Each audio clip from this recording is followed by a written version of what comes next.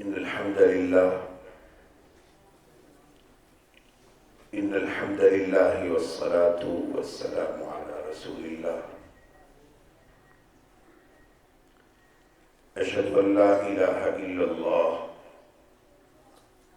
وحده لا شريك له وأشهد أن محمدا عبده ورسوله. اللهم صل على محمد وعلى آل محمد كما صليت على إبراهيم وعلى آل إبراهيم إنك حميد مجيد.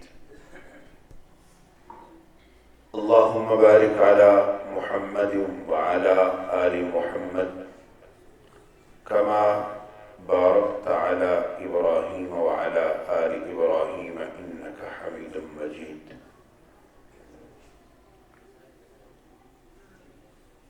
أما بعد فأعوذ بالله من الشيطان الرجيم. بسم الله الرحمن الرحيم. فاستقم كما أمرت ومن تاب معك.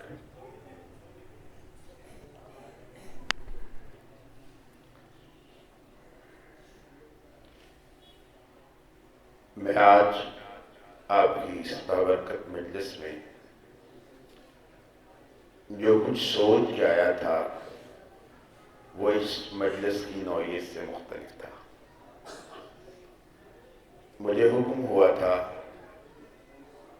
کہ اس علاقے کے معزز مکرم مبارک علماء تشریف لا رہے ہیں اور مجھے ان سے کچھ باتیں کرنا ہے. یقیناً وہ تشریف لائے ہیں، لیکن مجھے احساس ہوا ہے کہ جو گفتگو میں کرنا چاہ رہا تھا وہ بالکل اور نوعیت کی تھی. یہاں گفتگو کا ماحول دعوت ہے اور میرا خیال ہے میرے محترم ڈاکٹر صاحب کا ہی مقصود شاید یہ تھا، مجھے سمجھنے میں کوتاہی ہوئی.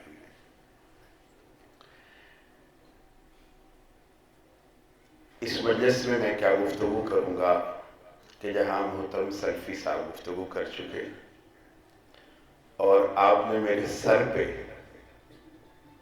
میرے امی محترم میرے پیارے چچا جان حفیظ اللہ بلوچ صاحب کو بٹھا دیا ہے.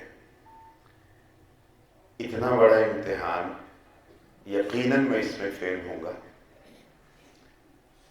لیکن کیونکہ ڈاکٹر صاحب نے حکم کیا ہے، ان سے بھی میں نے اجازت لے لی ہے تھوڑی سی، تو اس لیے چند باتیں آپ کی خدمت میں دعوت کے حوالے سے عرض کروں گا. قرآن کریم کی ایک آیت کا ایک ٹکڑا میں نے آپ کی خدمت میں عرض کیا ہے. اللہ رب العزت فرماتے ہیں فاستقم کما امرت ومن تاب معک. اے پیارے حبیب صلی اللہ علیہ وسلم، آپ اس طرح کھڑے ہو جائیں جس طرح آپ کو حکم دیا گیا ہے.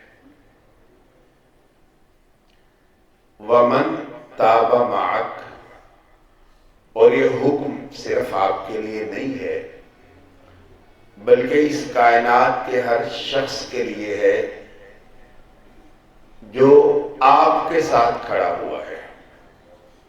میں اس کا لفظی ترجمہ نہیں کر رہا، مفہوم بیان کر رہا ہوں، کیونکہ علماء کی مجلس میں ایسی جسارتیں جو ہیں اس کی پہلے معذرت کر لوں. باقی تابہ کا معنی کیا ہوتا ہے وہ ایک الگ بحث ہے.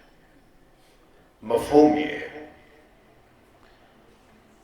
امام طبرانی رحمہ اللہ تعالیٰ کی روایت لے کے آئے ہیں، امام ترمذی نے بھی اسے نقل کیا ہے، تفسیر قرطبی میں بھی موجود ہے، تفسیر کے تقریباً سارے ذخیرے میں یہ روایت موجود ہے. آقا نامدار فرماتے ہیں یہ الفاظ جو میں آپ کے سامنے پڑھ رہا ہوں یہ طبرانی کے ہیں. اللہ کے رسول صلی اللہ علیہ وسلم نے فرمایا شیبتنی ہود و اخواتها، مجھے آقا فرما رہے ہیں آپ نے فرمایا مجھے شیبتنی، مجھے بوڑھا کر کے رکھ دیا ہے ہودن، سورہ ہود میں۔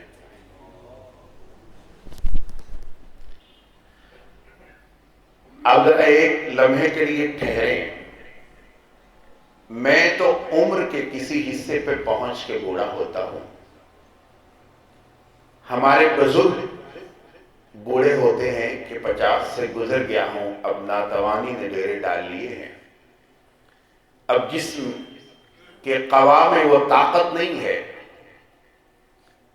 کہ پہلے سا کام کر سکوں، پہلے سا سوچ سکوں، پہلے سے گفتگو ہو سکے، پہلے کی دوڑ بھاگ ہو سکے۔ بوڑھا ہو گیا ہوں، عمر نے اب کسی کام کا نہیں چھوڑا۔ میرا شکوہ پیرانہ سالی سے ہوتا ہے، سن خوردگی سے ہوتا ہے کہ میری عمر زیادہ ہو گئی ہے، دنیا میں زیادہ سال گزار لیے ہیں، اتنے گزارنے والا آدمی بوڑھا ہو جاتا ہے۔ جبکہ آقا کیا فرما رہے ہیں؟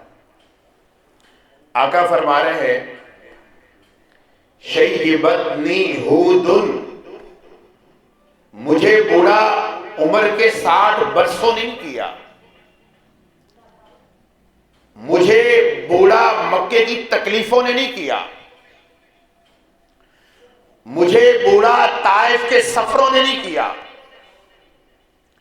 میری پیرانہ سالی کی وجہ مدینے کی کٹھن ہجرت نہیں ہے، میرا غم حمزہ رضی اللہ عنہ کی شہادت نہیں ہے، میری تکلیف، میرا درد، میری کمزوری خدیجہ کا بچھڑنا نہیں ہے، میرے اوپر ایک غموں کا پورا سال ٹوٹنا نہیں ہے، بلکہ مجھے بوڑھا کیا ہے شیبتنی ہودن، مجھے سورہ ہود نے بوڑھا کر دیا ہے۔ آج عجیب بات ہے، سورہ ہود میں کیا چیز ہے؟ وہ سورہ ہود میں کون سی ایسی بات ہے جس نے آقا نامدار کو بوڑھا کر دیا؟ سورہ ہود میں وہ کون سے الفاظ ہیں کہ آقا نامدار علیہ السلام پر اتنے گراں تھے، اتنے سخت تھے، اتنے شدید تھے کہ آپ ان کا بوجھ اٹھا نہیں پائے اور آپ کے قبا ڈھل گئے۔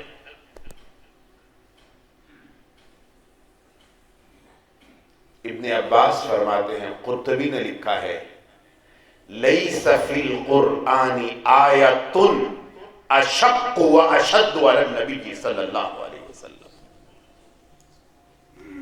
آپ فرماتے ہیں قرآن میں یہ جو آیت ہے اس سے زیادہ سخت، اس سے زیادہ شدید تر، اس سے زیادہ بوجھل، اس سے زیادہ بھاری، اس سے زیادہ سخت، اس سے زیادہ تکلیف دے، اس سے زیادہ بوجھ والی آیت اس قرآن میں کوئی نہیں ہے۔ اور وہ آیت کیا ہے؟ فَاسْتَقِمْ كَمَا أُمِرْتَ۔ اس کا مطلب کیا ہے؟ میرے نبی اس دعوت کے کام کے لیے، اس کار نبوت کے لیے، جس مقصد کی خاطر تمہیں اس کائنات میں مبعوث کیا ہے، اس کو ویسے کرو جیسے میں نے حکم دیا ہے، اس کے لیے ایسے کمر بستہ ہو کما امر، جس طرح تجھے حکم دیا گیا ہے، ویسے کھڑا ہو، ویسے ہی سے کر جس طرح میں نے تمہیں حکم دیا ہے۔ فاستقم کما امرت، ایسے کرو جیسے تجھے حکم دیا گیا ہے۔ فرماتے ہیں یہ جو آیت ہے، اس آیت نے اللہ کے رسول کو بوڑھا کر دیا تھا۔ اس کا مطلب کیا ہے؟ اس آیت کو سمجھیں ہم ذرا۔ اس کا مطلب یہ ہے کہ آقا انعامدار 10 سال مکے کی بھٹی میں جلنے کے باوجود تکلیفیں اٹھانے کے باوجود اپنی بیٹیوں کی طلاقوں کے باوجود اپنی بیٹیوں کی بے سر و سامانی میں ہجرتوں کے باوجود بیٹی کو بھیج دیا جائے داماد کے ساتھ کہ جاؤ یہ شہر چھوڑ جاؤ، یہاں ہمیں لوگ رہنے نہیں دیتے، اور وہ چلی جائے کسی دوسرے ملک میں، اس غم کے باوجود روزانہ میں زنیرہ کی شہادت کے باوجود عمار بن یاسر کی تکلیفوں کے باوجود شاب ابی طالب کے غموں کے باوجود طائف کے پتھروں کے باوجود آقا انعامدار کو یہ ساری کلفتیں بوڑھا نہ کر پائیں۔ بوڑھا کس نے کیا؟ فاستقم کما امرت، نبی ویسے کام کرو جیسا تمہیں حکم دیا گیا ہے۔ مطلب کیا ہے کہ اللہ کے رسول یہ سب کچھ کرنے کے باوجود بھی طائف کی تکلیفیں، مکہ کے غم، ابو جہل کے دروازے پہ جانا اور دھتکار دیا جانا، قریش کے ایک ایک سردار کی منتیں کرنا اور ان کا باتیں نہ ماننا، آندھیوں طوفانوں کا خیال کیے بغیر لوگوں کے پیچھے جانا، حج کے موقع پر لوگوں کو دعوت دینا اور ابو لہب کا جھولی میں پتھر بھر کے پیچھے سے مارنا، آقا انعامدار کا ساری رات مصلی پہ کھڑے ہو کے ان کی ہدایت کی دعائیں مانگنا، اور اتنا کھڑے ہونا کہ پاؤں پہ ورم آ جائے، پاؤں سوج جائیں، اور پھر بے سر و سامانی کی حالت میں بھاگتے دوڑتے چھپتے مکہ سے مدینہ جانا، یہ ساری صعوبتیں، یہ سارے سفر، یہ ساری تکلیفیں، یہ ساری مشقتیں کرنے کے باوجود بھی آپ سمجھتے تھے ویسا نہیں کر پا رہا جیسا اللہ چاہ رہا ہے، اس لیے بوڑھا ہو گیا۔ اللہ فاستقم کما امرت۔ ایمانداری کی بات بتائیں، میرے سامنے علماء موجود ہیں اور مجھے بتایا ہے، اس طرح چودھری صاحب بیٹھے ہیں اور علاقے کے اہم لوگ یہاں بیٹھے اس مجلس میں، عام عوام کو عشاء کے بعد دعوت دی گئی۔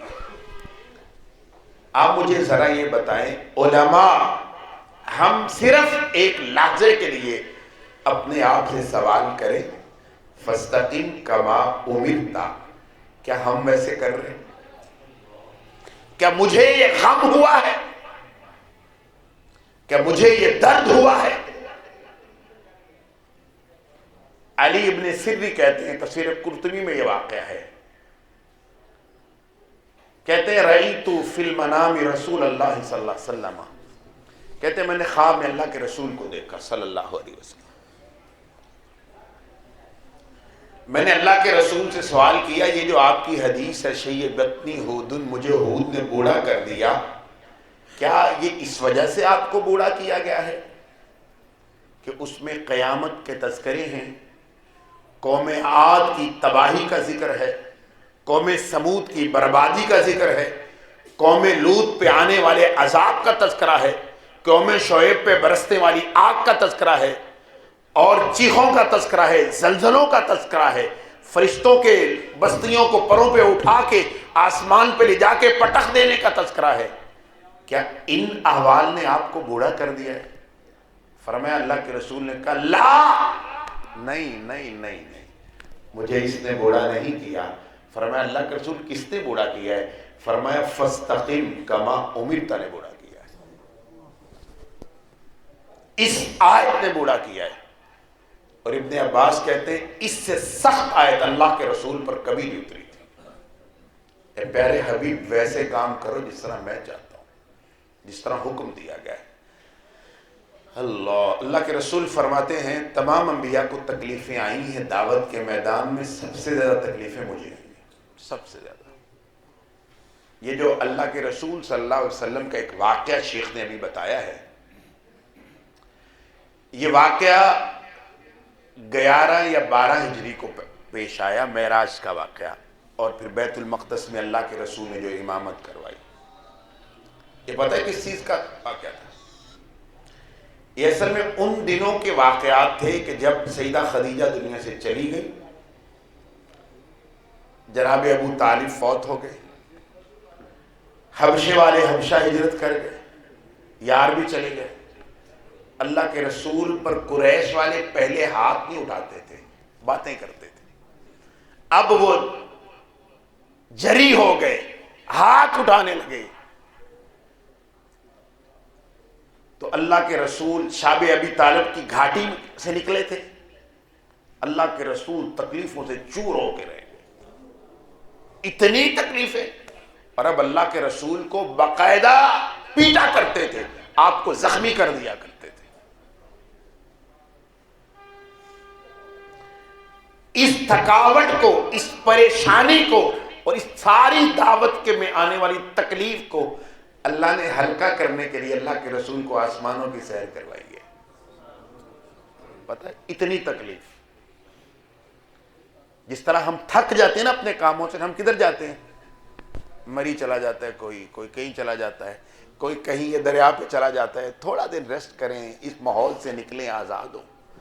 اللہ کے رسول کو مکہ کی بھٹی میں جلتے 11 یا 12 برس گزر گئے۔ 12 برسوں کی تکلیفیں جب اتنی زیادہ ہوگی کہ آقا نامدار بے بس ہو کے رہ گئے، پھر فرمایا آئیں، پہلے تو آپ کو خاتم النبیین بنایا تھا، آئیں اس دعوت کے مرحلے میں آنے والی تکلیف کے نتیجے میں آج آپ کو ایک ایسا منصب دیتے ہیں جو منصب کسی کو نہیں ملا۔ وہ منصب کیا ہے؟ امامت انبیاء کا۔ اس واقعے کو آپ بھول جاتے ہیں بھی اللہ کے رسول کو امامت انبیاء پہلے سال کیوں نہیں دی گئی؟ اللہ کے رسول جس دن مبعوث ہوئے، آقا نامدار کو اس بعثت کے دن انبیاء کی امامت کا تاج سر پہ کیوں نہیں رکھا گیا؟ اس وقت تو آپ کو خاتم نبیین کہا گیا، خاتم الانبیاء کہا گیا۔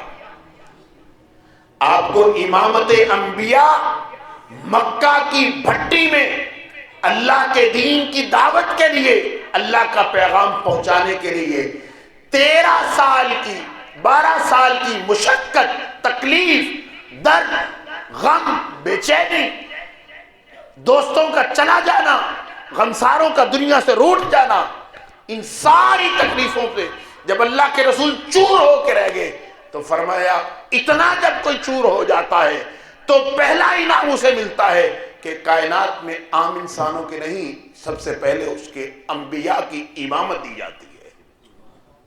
پہلے فرمایا آئیں آپ کو بیت المقدس میں امامت انبیاء کے منصب پر فائز کرتے۔ علماء اس واقعے کو بھول ہی جاتے ہیں۔ کس کا پیچھے کیا ہے؟ اللہ کے رسول کو امامت انبیاء صرف تکلیفوں پہ دی گئی ہے کہ ان کو ختم نبوت کا منصب دیا گیا، اور 12 سال نے آپ نے مکہ میں یہ ثابت کیا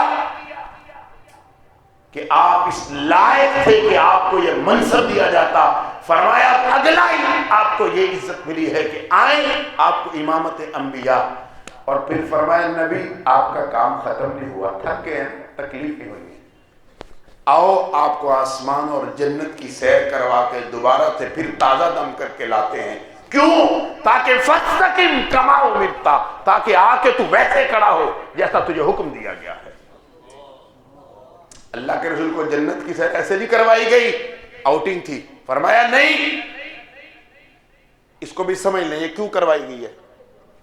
نبی اکرم صلی اللہ علیہ وسلم کی حدیث علماء بیٹھے ہیں، جب ایک بڑا دنیا میں تکلیفیں سہ کے مرا ہوا مسلمان جب جنت میں جائے گا، اللہ پوچھیں گے تکلیف میں رہا ہے؟ کہے گا جی بڑی تکلیف ہے۔ فرمایا کچھ اچھائی دیکھی؟ فرمایا دنیا میں نہیں تھی یا اللہ، غم، تکلیفیں، دردناکی سے گزاری ہے۔ فرمایا اچھا اتنا غم زدہ تو؟ فرمایا جی۔ اللہ جبرائیل کو کہیں گے جو اس کو جنت کا ایک نظارہ کروا کے لاؤ، جنت میں جانا نہیں، دور سے دکھا لاؤ۔ واپس آئے گا، اللہ پوچھیں گے میرے بندے دنیا میں کوئی تکلیف دیکھی تھی؟ کہے گا مالک تیری ذات کی قسم ہے دنیا میں کبھی کوئی تکلیف نہیں دے گی. یہ کیا ہے؟ جنت کا ایک نظارہ، جنت کا ایک نظارہ. اور آقا نامدار کو تو پوری جنت کی سیر کروائی گئی. وہ اس لیے نہیں کروائی گئی کہ آپ کو صرف معراج کا شان دینا تھا، بلکہ اللہ کے رسول کو دعوت کے ایک مرحلے سے نکال کے دوسرے مرحلہ میں داخل کرنا تھا. فرمایا نبی پہلی 13 سال کی ساری تکلیفیں بھلانے کے لیے جنت میں بھیج رہے ہیں تاکہ نیچے آئے تو فاستقم کما امرت پر پورا اترنے کے لیے تو دعوت کا کام نئے سرے سے شروع کرے. یہ ہے اس معراج کا مقصد کہ اللہ کے رسول نے جب جنت کے مناظر دیکھے تو دنیا کی کوئی تکلیف باقی رہی؟ ابو جہل کی کوئی گالیاں، ام کلثوم اور رقیہ کا کوئی غم کوئی باقی رہا؟ عمار بن یاسر کے کوڑے، بلال کے سینے پہ پڑی ہوئی پتھر کی سلے، فرمایا وہ ساری تکلیفیں جنت کے نظارے نے کھینچ لی. اب میرے حبیب دوبارہ سے تازہ دم ہو کے مدینے میں دعوت کے کام کو شروع کرنے کے لیے نئے سرے سے پھر مبعوث ہوئے ہیں کہ جس طرح آج دنیا میں آئے ہیں تاکہ کیا کریں؟ اس حکم پر عمل کریں. فاستقم کما امرت، میرے نبی ویسے کھڑا ہو جا جس طرح میں کہہ رہا ہوں. کیا ہم ویسے کھڑے ہیں؟ ہمارا غم اللہ کے رسول کے غم سے کوئی نسبت ہی نہیں رکھتا، کوئی نسبت نہیں رکھتا. اور آقا نامدار یہ محسوس کرتے رہے کہ میں ویسے نہیں کام کر سکا جس طرح حکم دیا گیا تھا. فاستقم، اس لیے فرمایا اشق و اشد، سب سے سخت اور سب سے شدید تر تکلیف دے غم میں ڈالنے والی آیت تھی تو یہ آیت تھی فاستقم کما امرت. آپ میرے پاس آئے ہیں، آپ میں یہاں بیٹھے مجمع میں یہ جو میں گفتگو کر رہا ہوں آپ جواب میں کیا کہہ رہے ہیں؟ سبحان اللہ سبحان اللہ سبحان، یہی کہہ رہے ہیں. اور میں خوش ہو کے کوئی اور 4 لفظ آپ کو اچھے سنا رہا ہوں. مجھے یہ بتائیں کہ مجھے یہ سمجھ آ سکتا ہے کبھی فہد اللہ مراد کو کہ اس جب کوئی پھر میں اللہ کی بات سناؤں تو سامنے سے پتھروں کی بارش بھی ہو سکتی ہے؟ معذرت سے عرض کر رہا ہوں ابھی تک ہم نے دعوت دی ہی نہیں، پتہ ہی نہیں دعوت کیا ہے. اور ہم بیٹھے معافی مانگ کے کہہ رہا ہوں محمد کریم جیسا ایسا نبی جس کی زبان کی مٹھاس کی قسم خدا کھائے، اگر وہ دعوت دے تو پتھر پڑے، مولوی فاضل اللہ دعوت دے تو سبحان اللہ کے نعرے لگے. دعوت میں فرق ہے. ایمانداری کی بات بتاؤں آپ کو، میں ایک عالم گھرانے سے تعلق رکھتا ہوں، آپ کو علم ہماری فیملی، میں سچے دین کی بات اپنے گھر میں کروں تو گھر میں میں بے وقت ہو جاتا ہوں. آپ ازمان ہیں. سچی بات، بھلائی کی بات، دین کی بات، حقیقت سب مانیں گے ٹھیک ہے، لیکن کہیں گے آپ نہ بولو، آپ اپنی زبان نہ کھولو، کیونکہ اس کھولنے کا مطلب پتہ کیا ہے؟ اس کا مطلب ہے زندگی اپنی نہیں رہتی. پھر دعوت یہ ہوتی ہے کہ جس کے بعد اس دنیا میں رہنے والے انسان جو اللہ اس کے رسول کے دشمن ہیں ان سے آپ کو خوف آنا شروع ہو جائے، ان کا درد، ان کا غم. اس لیے اللہ کے رسول کو یہ حکم دیا جا رہا ہے، مجھے اور آپ کو نہیں. جس کو یہ بھی حکم دیا گیا تھا، میں اور آج حکمت کی باتیں کرتے ہیں کہ اللہ کے رسول کو یہ حکم ملا تھا ادعو الی سبیل ربک بالحکمہ. اے پیارے حبیب، یہ بھی مخاطب پہلے اللہ کے رسول ہے. ادعو الی سبیل ربک بالحکمہ، اے پیارے حبیب اپنے رب کے راستے کی طرف حکمت کے ساتھ بلاؤ. اللہ کی بات اللہ کے رسول سے زیادہ ماننے والا کوئی تھا؟ اگر نہیں تھا اور پھر بھی اللہ کے رسول دین کی دعوت دے اور پتھر پڑے اور مٹھاس کے بارے میں کہا فَبِمَا رَحْمَةٍ مِّنَ اللَّهِ لِنْتَ لَهُمْ. ایک بات یاد رکھیں، اللہ اتنے بڑے ہیں کہ اللہ کہتے ہیں یہ پوری کائنات اس کی قدر میرے ہاں مچھر کے پر کے برابر نہیں ہے. یہاں لفظ لو بولا گیا ہے. لو پتہ ہے کس معنی میں ہوتا ہے؟ بفرض محال. بفرض محال کا مطلب یہ ہوتا ہے یہ ہو نہیں سکتا. مثال کے طور پہ میں کہوں کہ اس وقت سورج نکل آئے، یہ ہو سکتا ہے؟ اور پھر میں کہوں لیکن اگر نکل آئے تو اس وقت یہاں شدید گرمی ہوگی. اگر نکل آئے، نکل تو نہیں سکتا. لو اس لیے آتا ہے. قرآن میں اللہ نے انبیاء کے بارے میں کہا لو اشرکو، اگر یہ میرے نبی شرک کرے، کر نہیں سکتے. نبی شرک نہیں کر سکتا، یہ شرک کر نہیں سکتے. لو اشرکو، اگر یہ شرک کر لے ان کی ساری کمائی میں ضائع کر دو. کر نہیں سکتے. یہاں بھی بولا اللہ کے رسول نے لو کانت الدنیا عند اللہ کمثل جناح بعوضۃ ما سقا کافر شربۃ ماء. اگر یہ پوری کائنات لو، لفظ کیا بولا ہے؟ لو. ہو نہیں سکتی اگر اس پوری کائنات کی قیمت مچھر کے پر کے برابر ہوتی. مطلب اس کا کیا ہے؟ مطلب کیا ہے؟ لو ہو نہیں سکتی. اس کی قیمت کبھی بھی مچھر کے پر کے برابر ہو نہیں سکتی. یہ اتنی ذلیل دنیا اگر ہو جائے ہو نہیں سکتی. فرمایا اتنی قیمت ہو جائے جبکہ ہے نہیں تو میں کسی کافر کو پانی کا گھونٹ نہ دوں دنیا میں. یہ اتنی ذلیل ہے کہ مجھے اس کی کا مسئلہ ہی کوئی نہیں، کافر بھی کھاتا ہے. اتنا بڑا رب، یہ پوری کائنات، اس کے خزانے سب کچھ دیکھے آپ. اتنا بڑا رب یہ بات کہہ رہا ہے. لیکن اللہ کے رسول کو جب میٹھا لہجہ دیا تو احسان جتلایا. اتنا بڑا کوئی آدمی تو وہ کسی پہ احسان جتلاتا اچھا لگتا ہے؟ سوچے نا، 1 کروڑ پتی آدمی کسی کو 10 روپے دے اور پھر کہتے 10 روپے میں نے دیے تو بندہ کہے گا آپ نے تو اپنی توہین کی ہے. یہ بندہ کہے گا آپ نے اپنی توہین کی. کروڑ اربوں والا آدمی 10 روپے کسی کو دے. تو اللہ اتنی بڑی شان والے فرما رہے ہیں فَبِمَا رَحْمَةٍ مِّنَ اللَّهِ لِنْتَ لَهُمْ. اللہ نے اپنی خصوصی رحمت، خصوصی کرم، خصوصی شفقت سے اللہ نے آپ کو خوبصورت میٹھے لہجے والا بنایا ہے، احسان جتلایا ہے. اگر آپ سخت لہجے والے ہوتے، ہو نہیں سکتا. لو بولا ہے نا یہاں بھی، لو اگر آپ ہوتے تو یہ سارے صحابی آپ کے پاس سے بھاگ جاتے. آپ اتنے میٹھے تھے، اتنے میٹھے تھے کہ اس بات کا ابلیس کو بھی اقرار تھا کہ آپ سے میٹھا کوئی نہیں ہے. اللہ کے رسول کا سب سے بڑا دشمن کون تھا؟ ابلیس. وہ بھی مانتا تھا کہ آپ سے میٹھا اس کائنات میں کوئی نہیں ہے. کیسے مانتا تھا؟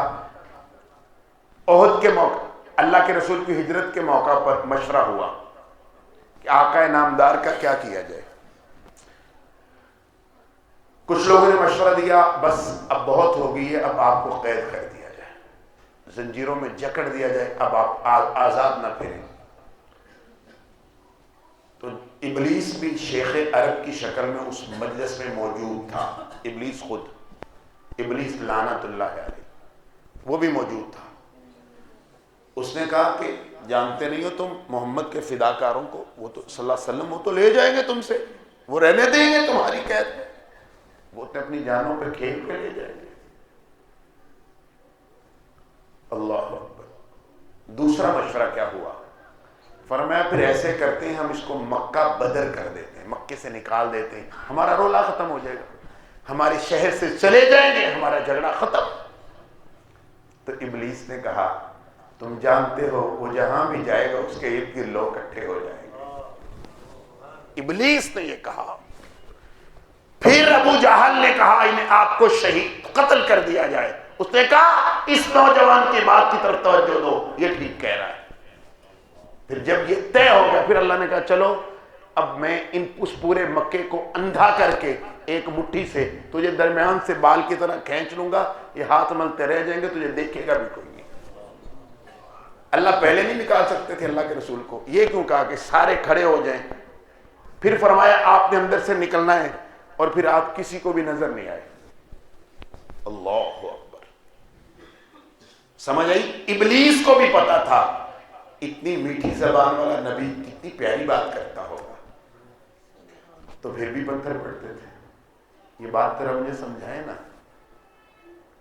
اتنا میٹھا نبی، اللہ کی پیاری پیاری باتیں، وہ کتنی محبت، کتنے پیار، کتنے درد، کتنے خوبصورت شیریں الفاظ میں کرتا ہوگا، لیکن پھر بھی سامنے والوں کو سمجھ نہیں آ رہی، تکلیفوں دینے سے بال نہیں آ رہے۔ اس کا مطلب یہ ہے کہ آقا انعامدار کی دعوت میں جو جان تھی، میری اور آپ کی دعوت میں وہ لفظ بھی نہیں ہے، جان تو بات کی بات ہے۔ دعوت نام تقریر کا نہیں ہے، دعوت نام اپنے آپ پر خدا کے حکم کو بھگتنے کا ہے۔ اس بات کو سمجھے ذرا، دعوت نام تقریر کا نہیں ہے، خطاب کا نہیں ہے، یہ دعوت نہیں ہے، دعوت کی دعوت دے رہا ہوں صرف، یہ جو میں دے رہا ہوں نا یہ دعوت کی دعوت ہے، خطاب کا نام نہیں ہے، خطاب کا نام نہیں ہے، دعوت نام ہے۔ دعوت کو اپنی شخصیت کے اوپر بھگتنے کا، کہ وہ آدمی جو میرے سامنے کھڑا ہے، آپ مجھے یہ بتائیں، میں ابھی سوچ رہا تھا اللہ کے رسول کے غم کو، آپ مجھے یہ بتائیں کہ اللہ کے رسول کو عبداللہ بن ابی منافق سے زیادہ کسی نے تکلیفیں دی؟ کتنی تکلیفیں دی؟ اتنی تکلیفیں دی کہ اللہ کے رسول صلی اللہ علیہ وسلم کی زوجہ محترمہ پر تہمت بھی اس نے لگا دی، نبی کی بیوی، اور کیا کیا نہیں کیا قرآن نے نقل کیا ہے، میں تفصیل میں نہیں جاؤں گا، لیکن آقا نامدار کا درد، آپ کا غم، آپ کا تعلق یہ ہے کہ اپنا قمیض اتار کے دے رہے ہیں کہ جاؤ اس کو پہنا دو شاید بخشا جائے۔ یہ درد، یہ غم، یہ تکلیف جب میرے اندر پیدا نہیں ہوتی، اس وقت تک دعوت میں سوچ سکتا ہوں، دے نہیں سکتا۔ دعوت نام ہے اللہ کے رسول کے غم کے مل جانے کا۔ دعوت نام کسی مسجد کی خطابت کا نہیں ہے، کسی مسجد کی متولی بن جانے کا نہیں ہے، کسی مسجد پہ 1000 2000 لاکھ خرچ کرنے کا نہیں ہے۔ نبی کی وراثت، اور علماء کو کیوں ملی ہے؟ علماء علم نبی کے بھی وارث ہیں، درد نبی کے بھی وارث ہیں۔ وہ عالم جو نبی کے علم کا وارث ہے اور نبی کے درد کا وارث نہیں ہے، وہ عالم نہیں ہے، یہ بات یاد رکھیں۔ علم کی تعریف معرفت ہے، علماء نے لکھی ہے، میں تفصیل میں علم کی تعریف کیا ہے؟ معرفت، خدا کی معرفت کا نام ہے۔ معرفت کسے کہتے ہیں؟ معرفت یہ ہوتی ہے، ایک مواتی بابا سے پوچھا معرفت کیا ہوتی ہے، اس کو بیچارے کو یہ کہنا بھی نہیں آتا تحصیلدار، اس نے کہا وہ ستیلدار جو ہوتا ہے نا، ستیلدار کون؟ تحصیلدار کو کیا کہہ رہا تھا؟ ستیلدار۔ اس نے بابا معرفت کیا ہوتی ہے؟ کہتے ہیں ستیلدار کے پاس تم جاؤ اور اس کو کہو یہ کام کر دے تو کر دے، یہ معرفت ہوتی ہے۔ دعوت نام ہے خدا کی معرفت کا، خدا سے اتنا ربط ہو کہ جو مجھے کو کہے وہ میں کرتا جاؤں، جو میں اس کو کہوں وہ کرتا جاؤں، یہ معرفت ہے۔ یہ جب میری طبیعت میں آ جائے گی پھر میں جلوں گا۔ سیدہ عائشہ فرماتی ہیں اللہ کے رسول کے سینے سے اس طرح آواز آیا کرتی تھی جس طرح ہنڈیا کے تیز آگ پہ ابلنے کی آواز آتی ہے۔ وہ کیا چیز تھی سینے میں جو جلتی تھی؟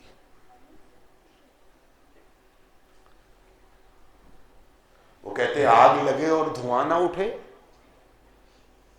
بخار والے آدمی کو ہاتھ لگائے تو بخار کا احساس ہو جاتا ہے۔ مجھے غم نبی ہو، درد نبی میرے اندر ہو، اور لوگوں کو پتہ ہی نہ چلے کہ یہاں درد نبی والا کوئی رہتا ہے، اس کو پتھر نہ پڑے۔ دعوت نام ہے فاستقم کما امرتا پہ عمل کا، اور فاستقم کما امرتا کے لیے فکر مندی کا۔ اس لیے سیدنا ابن عباس فرماتے ہیں یہ سب سے سخت آیت ہے قرآن کی، کہ اللہ کے رسول کو اتنی تکلیفیں، اتنے غم کے بعد آقا کتنا غم کرتے ہوں گے۔ یہ جو رب کہہ رہے ہیں نا، یہ کس نے کہا ہے؟ اللہ نے، فاستقم کما، اللہ کہہ رہے ہیں نا جی، سورۃ ہود کی آیت ہے۔ یہ اللہ جو ہیں وہ کہتے ہیں میرے نبی کے غم کے بارے میں۔ سورہ کہف میں ہے فَلَا اللَّكَ بَاخِعٌ نَفْسَكَ، اے حبیب اتنا غم، اتنا درد، اتنی تکلیف ان کی کہ تو ان کے پیچھے اپنے آپ کو ہلاک کر لے گا، برباد کر لے گا۔ اتنا درد کہ تو اتنا درد رکھے گا تو تو خود مر جائے گا، بس کر، اتنا درد نہ کیا کر۔ یہ وہ درد ہے جو آپ کے اور میرے دل میں نہیں ہے۔ ہم جھڑک سکتے ہیں، برا کہہ سکتے ہیں، رو نہیں سکتے کسی کے لیے۔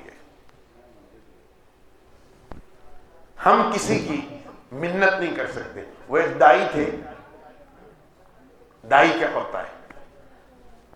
ایک دائی تھے، انہوں نے ایک شخص کا ہاتھ پکڑا ہوا، اس نے کہا میرا ہاتھ چھوڑ، اس نے ہاتھ چھوڑ کے پاؤں پکڑ لیے۔ سمجھ رہے جو سمجھے نہیں؟ ایک آدمی دعوت دے رہا تھا کسی کو اللہ کی طرف، اگلے چودھری صاحب تھے کوئی بڑا، اس نے کہا چھوڑ میرا ہاتھ، اس نے ہاتھ چھوڑ کے پاؤں پکڑ لیے، کہے آؤ اللہ کے گھر میں آ جاؤ۔ اب کدھر جائے گا یہ؟ اور اگر میں کسی کا ہاتھ پکڑوں اور کہے چھوڑ میرا ہاتھ، تو میں پاؤں پکڑوں گا؟ جو یہ پاؤں پکڑتا ہے وہ دائی ہوتا ہے، اور جو نہیں پکڑتا اس کے اندر نبی کا درد ابھی آیا ہی نہیں ہے۔ مورخین نے بعض واقعات لکھے ہیں کہ ابو جہل کے ساتھ اللہ کے رسول کے کچھ ایسے واقعات ہیں کہ ایک دفعہ شدید طوفان اور شدید آندھی تھی، اللہ کے رسول اس کے گھر میں گئے، آپ نے دروازہ کھٹکایا، ابو جہل نے کہا کہ اتنی طوفان اور آندھی میں جو آیا ہوگا وہ بہت ضرورت مند ہوگا، وہ بہت، کہ کوئی آدمی اتنے طوفان باد و بارہ میں بھی آتا ہے، اتنی بارش میں، اتنی آندھیوں میں بھی کوئی آتا ہے کسی کے گھر، یہ بہت ضرورت مند ہے جس نے اتنی تکلیف میں میرا دروازہ کھٹکایا۔ ارادہ کر کے نکلا، دروازے پہ آیا تو آقا نامدار کہتے ابو جہل کلمہ پڑھ لو۔ اللہ، یہ غم، یہ درد، یہ تکلیف، یہ سوچ جب تک پیدا نہیں ہوتا، بغداد کی گلیوں میں ایک نوجوان، ایک بچہ پھر رہا تھا۔ غم کیا ہوتا ہے؟ یہ کیوں غم ہوتا ہے؟ کہ آقا نامدار کو آخرت کی ہر بات پہ یقین تھا۔ غم آتا ہے یقین سے۔ غم کب آتا ہے؟ جب یقین ہو جائے۔ آقا نامدار کو آخرت کی ہر بات پہ اس طرح یقین تھا جس طرح مجھے یقین ہے کہ آپ میرے سامنے بیٹھے، اتنا یقین تھا۔ یہ مائک میرے سامنے ہے، مجھے یقین ہے اس بات، آپ کو یقین ہے میں آپ کے سامنے بیٹھا ہوں، ہوا میں تو کوئی نہیں بات کر رہا نا، میں آپ کے سامنے بیٹھا ہوں۔ آقا نامدار کو اتنا یقین تھا آخرت کے ہر موقع میں، جتنا اس وقت آپ کو یقین ہے کہ شام ہو چکی ہے۔ یقین درد دیتا ہے، درد غم لاتا ہے، اور غم دائی بناتا ہے۔ ایک بچہ رو رہا تھا، اس نے کہا کیوں رو رہے ہو؟ بچہ کہنے لگا اس لیے رو رہا ہوں کہ مسجد سے ابھی ایک حدیث سنی ہے کہ جو شخص نماز نہیں پڑھتا وہ جہنم کی آگ میں جلے گا، میری اماں تو نماز نہیں پڑھتی، مجھ سے اتنا پیار کرتی ہے، جہنم میں جلے گی۔ بچہ رو رہا ہے، کہا بیٹا چپ کرو۔ اماں میں کیسے چپ کروں؟ تو جہنم کا ایندھن بن رہی ہے، تو جل رہی ہے۔ بیٹا ٹھیک ہے۔ فرمایا نہیں، جب تک تو نماز شروع نہیں کرے گی میں نہیں چپ کروں گا۔ فرمایا بیٹا آج کے بعد نماز شروع کر دوں گی۔ اس نے کوئی تکلیف نہیں کی۔ علماء کی ایک مجلس تھی، جماعت گئی، علماء کی ایک مجلس تھی، مشورہ ہوتا ہے، آپ کو پتا تبلیغیوں کا۔ مشورے میں طے ہوا بہت بڑا مدرسہ تھا، علماء کی جماعت، علماء کے پاس گئے تھے، علماء موجود تھے، بھی آج بیان کون کرے گا؟ مشورے میں امیر صاحب نے یہ طے کیا کہ بیان ایک شخص کرے گا، وہ ایسا شخص تھا کہ وہ اس سے پہلے کھڑے ہو کے ایک لفظ بھی کبھی بولا نہیں تھا۔ پتہ نہیں امیر کے ذہن میں اللہ نے کس طرح ڈال دیا، وہ کھڑا ہو گیا، کھڑا ہوا تو اس کو تو کچھ آتا ہی نہیں تھا، کھڑا ہوا اور کھڑا ہو کے اس نے رونا شروع کر دیا۔ اس نے کہا مجھے کچھ نہیں آتا، میں صرف رو سکتا ہوں، میں صرف رو سکتا ہوں، مجھے کچھ نہیں آتا۔ یہ جو لوگ بات کہہ رہے ہیں ان کی مان لو، میں تمہیں رو کے منت کرتا ہوں۔ وہ ساری مجلس کے سارے علماء تیار ہو گئے، ہم ابھی نکلتے ہیں۔ تو آپ کیا سمجھتے ہیں باتوں سے تبدیلی آتی ہے؟ غم سے تبدیلی آتی ہے جو انسان کے جسم میں آ کر اس کے اعضاء، اس کی آنکھوں، اس کے کانوں، اس کے لفظوں سے جھلکتا ہے۔ اس لیے محترم علماء کرام، عمائل دین ملت، وہ غم، وہ درد، وہ دوسرے کے لیے مرنا، یہ ہے فاستقم کما امرت کی تشریح، کہ درد اتنا ہو کہ مجھے مجبور کر دے اور میں رات اپنے بستر پہ پڑا تڑپتا رہوں کہ بنے گا کیا، اور رات اٹھ کے کسی کا دروازہ کھٹکھٹا دوں کہ ممکن ہے آج شب یہ مر جائے اور مجھے اس سے بات کرنے کا موقع ہی نہ ملا ہو۔ یہ غم تھا کہ جو آقا کائنات کو ساری رات مصلی پہ کھڑا کرتا تھا اور صبح وہ کیا کرتا تھا؟ دعوت کے میدان میں کھڑا کرتا تھا۔ کیوں کہ آپ کو یہ حکم ملا تھا فاستقم کما امرت، کہ میرے نبی ویسے کھڑے ہو جس طرح میں نے حکم دیا ہے، دعوت کا کام۔ اور اگلی بات، یہ تو اللہ کے رسول کو تھا، آگے کیا؟ وَمَن تَابَ مَعَكَ، آپ نہیں، یہ جو آپ کے ساتھ دوستی کا دم بھرتا ہے وہ بھی، یہ غم محمد صلی اللہ علیہ وسلم کا نہیں ہے، یہ غم ہر اس شخص کا ہے جو آقا نامدار کو اپنا نبی مانتا ہے۔ وَمَن تَابَ مَعَكَ، جو تیرے ساتھ کھڑا ہو جائے اللہ کے، جو توبہ کر لے، جو رجوع کر لے، کہ ابھی میں بھی وہی مانتا ہوں جو اللہ کے رسول مانتے ہیں، جو اس بات کو مان لے، فرمائے اس کا بھی یہی درد ہے، اس کو بھی یہی حکم ہے۔ اب بتائیں علماء کرام، ہمارا حکم، مجھے کیا حکم ہے، آپ کو کیا حکم ہے؟ یہ باتیں تو بڑی دور کی ہیں۔ لہذا ہمارے لیے آج اس مجلس کا ایک ہی پیغام ہے کہ وہ درد، وہ غم، وہ تکلیف، وہ خوبصورت الفاظ اور وہ مشقت، وہ جبر، وہ ظلم، وہ لوگوں کا آگے سے بولنا اور سہ جانا، مجھے یہ بتائے کہ ہم میں سے کس کی عزت اللہ کے رسول کی عزت سے زیادہ ہے جی کسی کی؟ آئے ہائے، ہم میں سے کس کی عزت اللہ کے رسول کی عزت سے زیادہ ہے؟ آقا نامدار جب جاتے تھے نا قریش کے مجمع میں، وہ آپ کو جھڑک کے واپس بھیج دیتے تھے۔ آپ نے کبھی محسوس کیا تھا کہ میری کتنی عزت ہے اور میری عزت نہیں کرتے؟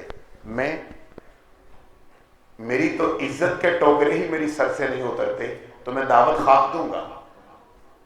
میں دعوت آپ کو دے سکتا ہوں، میں آپ وہ جو 100-200 بندہ آپ کے اڈے پہ بیٹھا ہے نا، مجھے آپ لے جائیں نا، میں کسی کو ایک لفظ بھی نہیں کہہ سکتا۔ اس کی وجہ میں دائی نہیں ہوں، میں مانتا ہوں بھائی میں دائی نہیں ہوں۔ ہاں، یہ دعوت آ جائے گی مجھے بھی اور آپ کو۔ کب آئے گی؟ جب اس کے پاس جانا شروع کر دوں گا۔ نبی بلاتا نہیں، جاتا ہے۔ میں اشتہار لگاتا ہوں، نبی اشتہار نہیں لگاتا۔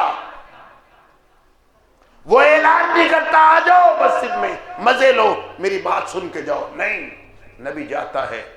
کن کے پاس جاتا ہے؟ آپ تو آ گئے، آپ کو میں نے بلایا جی، آپ نے میرا نام پڑھا ہوگا، آ گئے، یا ڈاکٹر صاحب کی وجہ سے آپ آ گئے نا جی؟ تو کون نہیں آئے جو پہلے نہیں آتے؟ آپ تو سارے آنے والے ہیں، آپ سارے آنے والے ہیں۔ لانا تو اس کو تھا جو نہیں آتا۔ آنے والے بار بار آتے رہے تو اس دعوت کا کیا فائدہ ہے بھائی؟ یہ تو دعوت اڑانے کا صرف فائدہ ہے، دعوت کا کوئی فائدہ نہیں ہے۔ آج ڈاکٹر صاحب نے ہمیں بڑا مزے کا کھانا کھلایا ہے، رات کو پائے کھلائے ہیں، تو یہ دعوت اڑانے کا مزہ ہے، دعوت کا کوئی مزہ نہیں۔ دعوت کب آتی ہے؟